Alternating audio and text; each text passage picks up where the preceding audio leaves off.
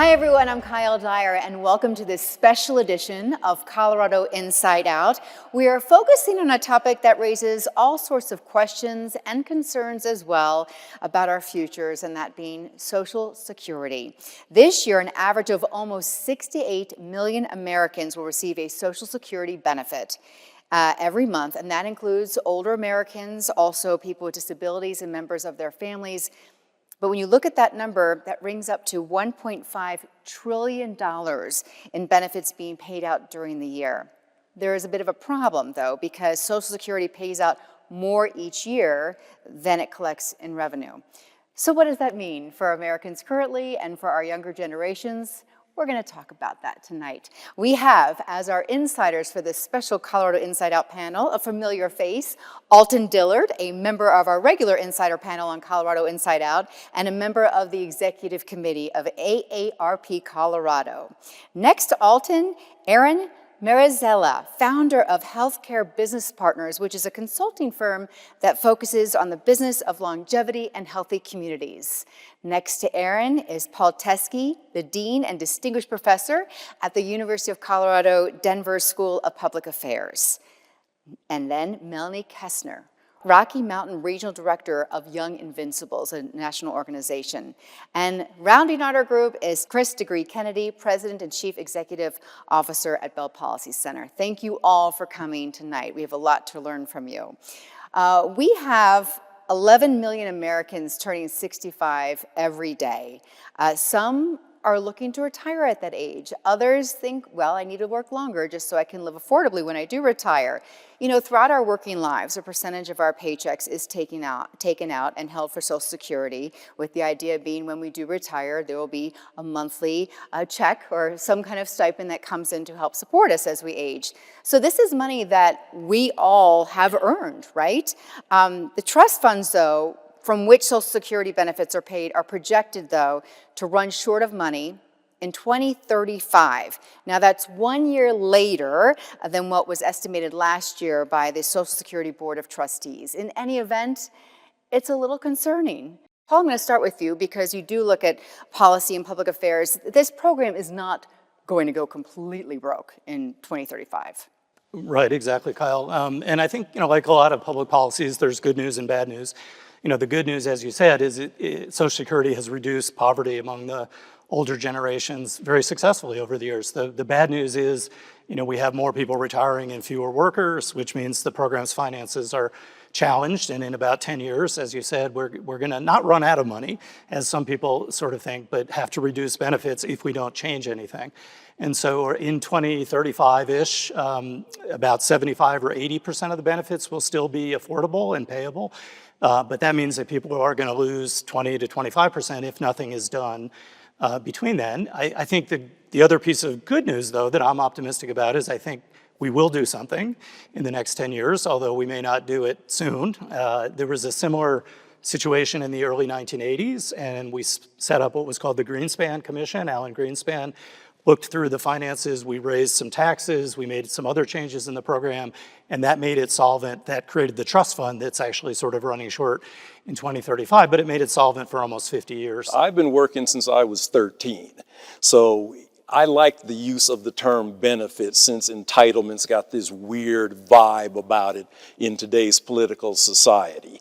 So I'm going to, like Paul here, be optimistic, but we're also using the words Congress and do something in the same sentence. Can someone name the last thing that Congress has even passed? And so that's one of the things that I think puts us in this situation is we've gotten too caught up in playing political checkers instead of chess and worrying about partisan arguments and not holding our federal elected officials to simply do their jobs. And so as a freshly older American, I think that we need to continue to keep raising our voices, but also making sure that once people sort through the politics, their responsibility is to their constituent, regardless of party affiliation. When I was thinking about the past, present, and future of Social Security, I went back and looked at the social ecosystem in the United States when it was first enacted. And we didn't have workplace pensions when Social Security was initially enacted in the 30s. And people weren't saving for retirement because what was happening was people were living in an agricultural society. They were intergenerational families. People supported each other, and their wealth was in their work. It was on their farm. And around the same time, younger generations started to move to the cities for different kind of jobs, and it really split the social fabric of the United States. So when I think about, the three legs of the stool that would keep older adults financially solvent as we age after people choose to retire if they do, it's not just Social Security, it's all sorts of pieces of the puzzle that come together to make sure that we can have agency as we age. Saving ourselves, being good, well-minded on that, and also hopefully with a business, a 401k or some kind of retirement program.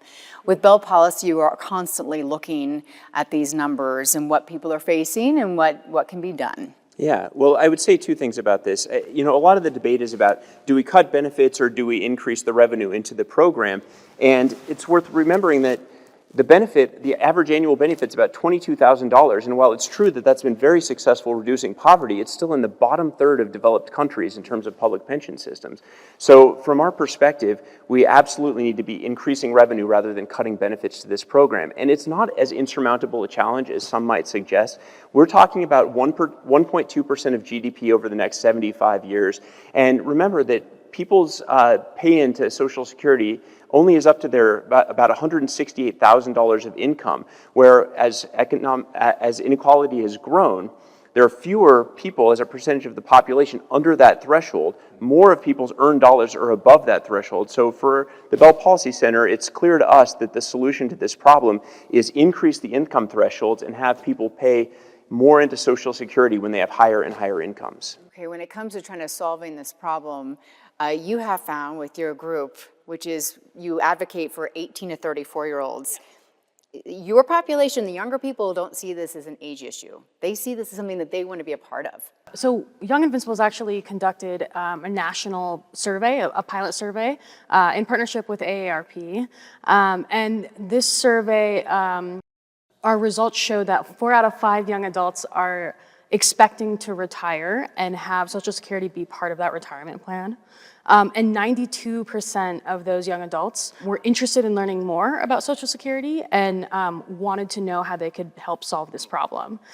So we see Social Security as an issue not just for older folks, but for our generation. Our earnings are going towards Social Security, and we all want to know that that's going to be there when we retire.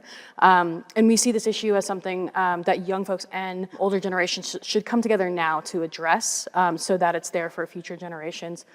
My generation, Generation Z as well. And then in discussing the coalition that she mentions, also there is a need to make sure that people are voting. And see, one of the things in the conduct of elections, somehow voting, the act itself has somehow become political, which makes no sense to me. There's voting and then there's politics. I've always seen a little bit of a fence between the two. So the lag voting group is exactly the demographic that you're serving, whereas the 65 and ups are the ones who are the earliest voters, the most frequent voters. And so hearing about multi-generational coalitions is actually heartening. And when we talk about driving young adults to the polls, right? That's civic engagement. That's some of what Young Invincibles does. But we have to be talking about issues that are impacting young people, right? And that includes Social Security, but that also includes the framing around issues, right? I think young people aren't seeing themselves in the political debates. They're not seeing themselves in the platforms of the candidates. And so using Social Security as an example, if we talk about Social Security as an issue that's impacting generations now and in the future, there's work that needs to be done in terms of reaching out to legislators, asking them to take action. This is an issue that very well could drive young adults to the polls. It just needs to be framed around young people in a way that they understand that there is an issue now that needs to be solved. What are the options that are before us to help make it solvent? I think that it's important not to just think about Social Security in isolation, but the forces around it that also impact people's financial independence. So when you asked what we can do right now, we need better workforce protections in legislation that we're passing that impacts older adults' abilities to work. And I would like to see some of the federal workforce dollars go to influence policies for reskilling and upskilling older workers in Colorado. There are a lot of workforce conversations right now, workforce around housing, workforce around young adults, and it's not young versus old. It's all people who are working and they should all have independence. I would say too, the other options that have been on the table, we've already done this a bit, is raise the retirement age, which is, kind of inequitable because people that have desk jobs like me and read email and go to meetings, it's not so hard on your body, but if you're carrying packages or, in manufacturing, it's, your body's worn down and it's tough to keep raising that retirement age. I'd say conservatives might prefer that option. They might prefer cutting benefits, but there's a reason Social Security has been called the third rail of American politics. You touch it and it's, people want their benefits. So my guess is that in the 10 years we have to fix it, we won't do it quickly, which would be better. But because of politics, we'll do it at the very last minute. But I don't think we'll cut benefits because older folks vote, all right? And that is the third rail. I think that's right, and Social Security is an incredibly popular program. I'd also say that while those ideas around raising the retirement age or reducing benefits have certainly been on the table, I just don't really see them as necessary to solving the problem.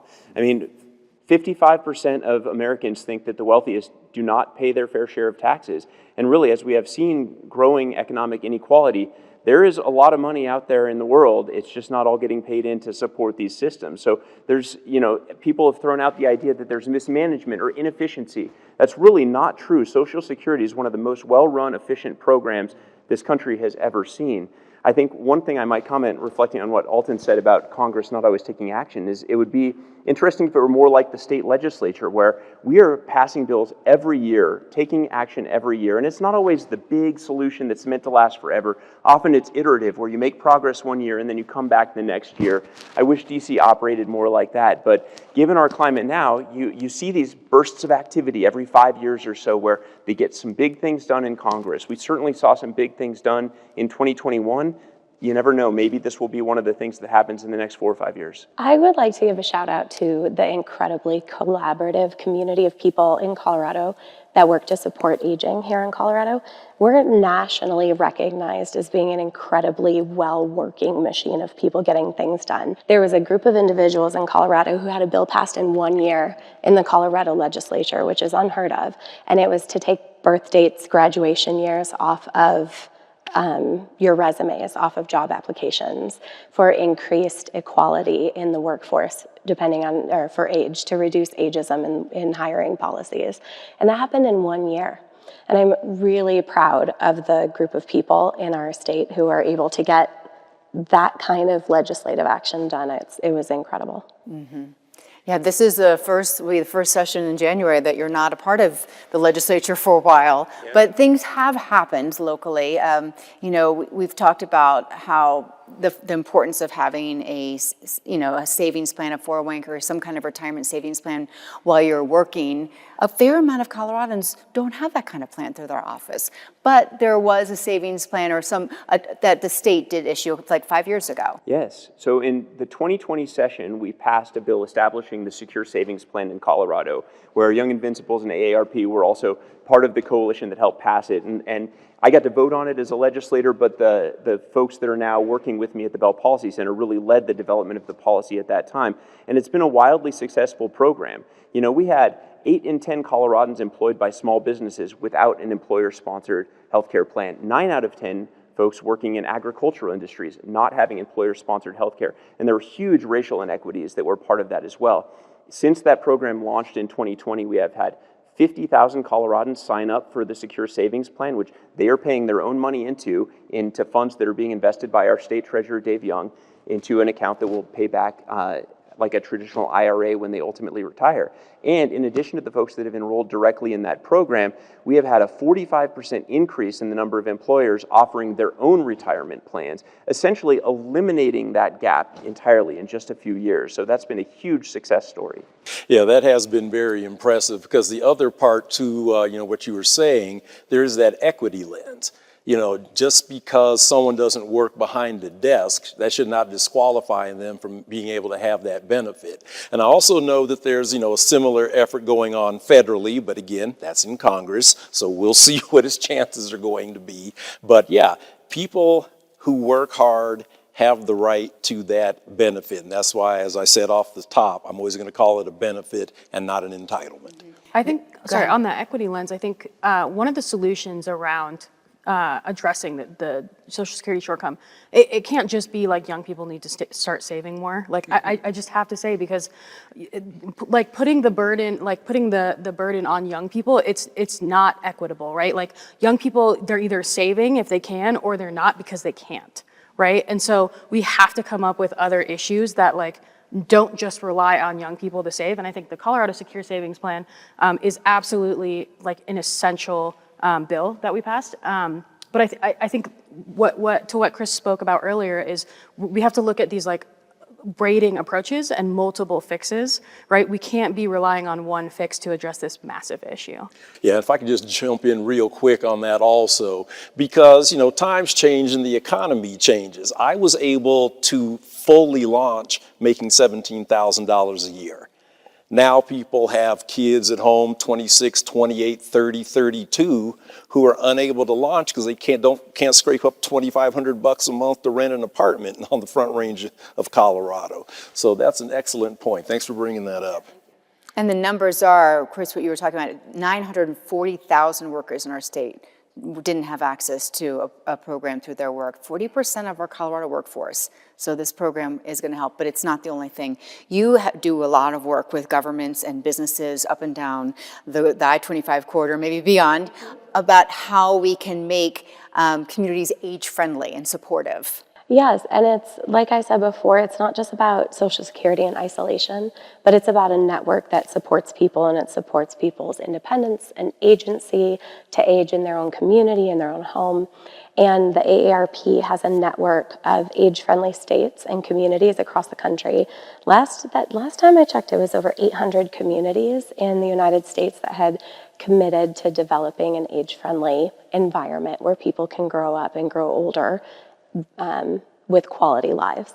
And Colorado is one of the age-friendly states in the United States, and our age-friendly plan is called Lifelong Colorado. And we're working on a multi-sector plan for aging that's really looking at benefits for individuals, benefits for communities and families, the business case for aging, making sure that people understand that it's not just about good feelings, but it's about sustainable future when we're all doing well. The cost of care and elder care and good care is high, but then also trying to find the right resources. It's hard to help navigate. It is, and I've been fortunate to have been introduced to a couple of senior navigators who it's not even like a fee-based thing. They're just people who love helping older adults. Literally having a professional come over and say, hey, that loose rug's a bit of a trip hazard, or hey, the 85-pound dog at your age may not be the best of ideas, just things like that. But being able to have a professional resource and then to be able to do it proactively. Don't wait until you need it. Sort of like we're talking about with the overall, this upcoming decade. Let's not wait until things get tight. You act upon it early and you prepare for your own aging process. Because the cost of care will only go up. At Bell Policy, you look a lot into that, the care industry. Indeed. And, we're talking about a place where the cost of care is on average about $7,000 a month, and this is for home care, right? Let alone being into a skilled nursing facility. So these are high costs, and at the same time, we're not paying care workers nearly enough to meet our care worker shortages. We're actually projecting that by 2030, we'll be short more than 100,000 direct care workers. And this is largely because they're not being paid enough to live in the communities where they work, The housing costs in Colorado, I'm sure, has been a hot topic on this very stage, and it's something that means if you're getting paid $15 an hour, you can't really live in this community and work. So if we're not going to be paying our care workers enough, we're not going to have enough care workers, and the more care workers you have, the less likely people are going to need to move out of their own communities into a more institutional setting. And there's a huge return on investment. If you make that investment in home care workers, both with healthcare and personal care, you avoid a ton of the longer term costs of being in an institutional setting. So on August 7th, a tax credit for care workers did go into effect in Colorado. Will that be enough to entice more qualified care workers, though, to come care for our older loved ones? You know, every little bit helps, but you know, I was really proud of that. The Bell, prior to my joining the team, led that legislation, putting in place a $1,200 credit for care workers, and it's going to make a big difference. That applies to child care workers too, incidentally. And so we believe that it's going to make a difference, but it's just one step of many that need to be taken. I'd add too, you know, on both Social Security and the health issue, you know, we have big fights over immigration, legal and illegal, and you know, really tough battles there. But having more immigrants to come and take these jobs and pay Social Security, you know, is a net benefit for the country, and it's, you know, it's something that doesn't often get into the conversation, but could really help as time goes on. I just want to say, I think that's another issue too that brings young adults into this conversation, right? Is we're increasingly part of the sandwich generation, right? Where we're raising children, and we're also starting to care for our elderly parents. And so learning about Social Security, learning how to navigate Social Security for our parents, I think that's also kind of an entryway to get young adults interested in whether this benefit's going to be there for them or not. It's caregivers of all ages too. There are a lot of older adults on Social Security who are caring for their parents who are on Social Security.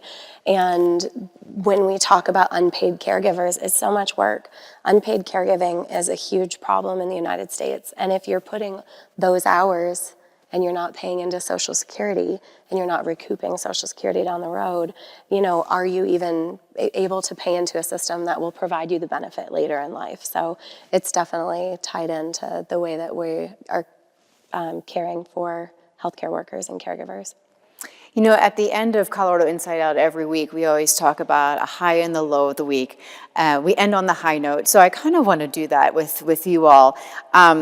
Let's end on a positive, optimistic note. Paul, you were optimistic. Please share one thing that you hope will make a difference, the change that you think is reachable, that you think will happen as we reach, in how many years, Social Security solvency? Anyone can jump in. What's your hope? What's the positive change that needs to happen that you think will indeed happen? I'll just say I'm excited that the person sitting next to me is running this great program of Young Invincibles that are focused on these issues early, and it gives us, you know, a different generation's perspective and a chance to solve the problem with energy from different generations. Thank you. I think I'm excited by the survey that we did. I think seeing that the majority of young adults are willing to talk about it, willing to learn about it, excited about pushing their elected officials to do something, I think is really important. So just working to educate and empower young adults for the future. Educating all of us and our audience too is so important. Yes, Chris, I'll go with you. State legislatures actually give me hope. I mean, Congress, they take action from time to time, usually not when the problem is, you know, you have advance notice, but they usually get there. But state legislatures, these are the workhorses of our democracy. They are doing this work year round, and it doesn't matter if you're in a red state or a blue state. A lot of it is solving day-to-day problems. They're not always glamorous. They're not always that interesting for kind of the issues that people are thinking about in front of them, but state legislatures are generally working on this stuff, and they're responsive and thinking about these problems every day. And tying together sort of all the points here, it also goes back to, I'm feeling some positivity about not only civic engagement, but civic education. Getting people to understand that even though things like, say, Social Security are not, say, a municipal issue, still getting people to understand which level of government is tasked with getting to which end. And on boots on the ground at the local level, talking to people about who are going to fix your potholes and replace the stop sign that someone ran down. If you get into that mentality, but then you raise it through all levels of government, next thing you know, you've got an engaged citizenry. Okay. Erin. And there's an organization that was founded in Colorado. It's called Changing the Narrative, and it works on changing the culture around ageism and raising awareness for ageism in all areas, from politics to education to conversations between friends to birthday cards. And that movement has been very impactful in changing the lens and the conversation, I think, from the grassroots to 30,000 feet. And so I feel hopeful, even, younger generations now are talking about ageism, because it's not just older adults, it's younger adults as well that can have the negative impacts of that kind of view. So that's what makes me feel good, is that we're starting to talk about the benefits of being older, the benefits of keeping older adults connected to our communities. And being engaged, do we write to our lawmakers? Do we call up their offices? Do we email? Do they listen? How do we get them engaged with what was going on here in our communities? I say just show up. I mean, yes, we read the emails and we respond to the phone calls too, but people would be shocked at how accessible the state capitol actually is. When we're in session January through May, you can go down there and have a conversation with a dozen lawmakers on any given day. Just walk in. That's what they call Just the walk right people's in. house. That's right.